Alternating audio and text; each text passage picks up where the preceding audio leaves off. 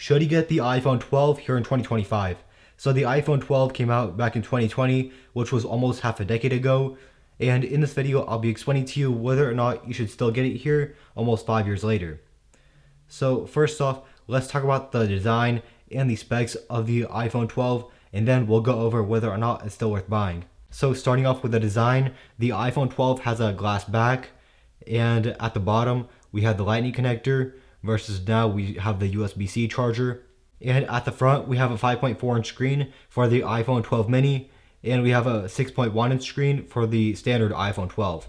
And this would be if we measured it diagonally. So that's all there is for the design of the iPhone 12. Let's now move on to the specs.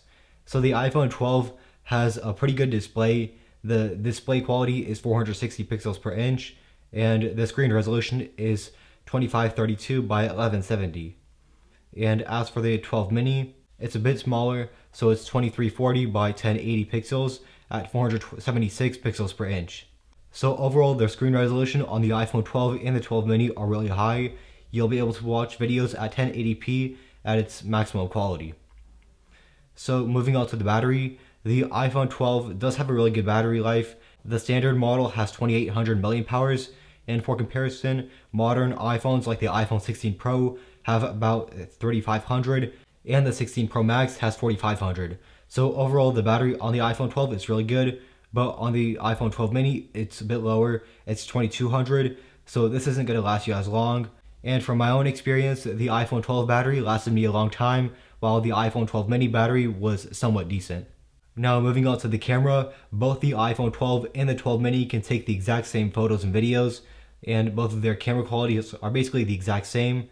So the iPhone 12 and the 12 mini can both take up to 12 megapixel photos, and their videos go up to 4K at 60 frames per second.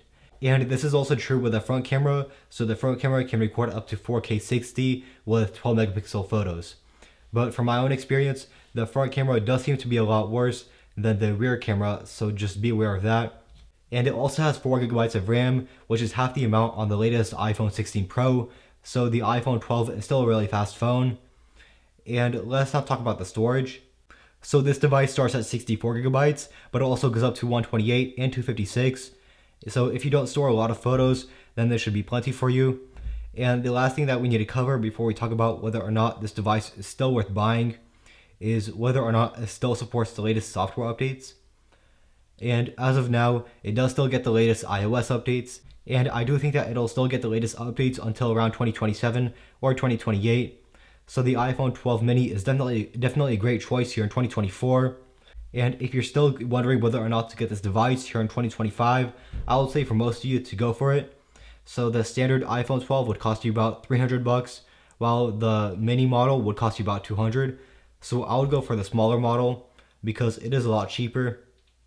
But overall, I definitely do recommend getting this device because it will last you a while and it is really cheap. And if you're willing to spend more money, then I would say go for the iPhone 13 mini or maybe the 14 Pro because it is pretty cheap on eBay. It's a lot cheaper than its original price.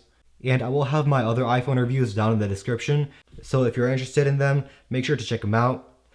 And that's basically it for this video. Make sure to like, subscribe, and check out my channel to see more videos like this in the future. And if you have any video suggestions, make sure to write them in the comments below.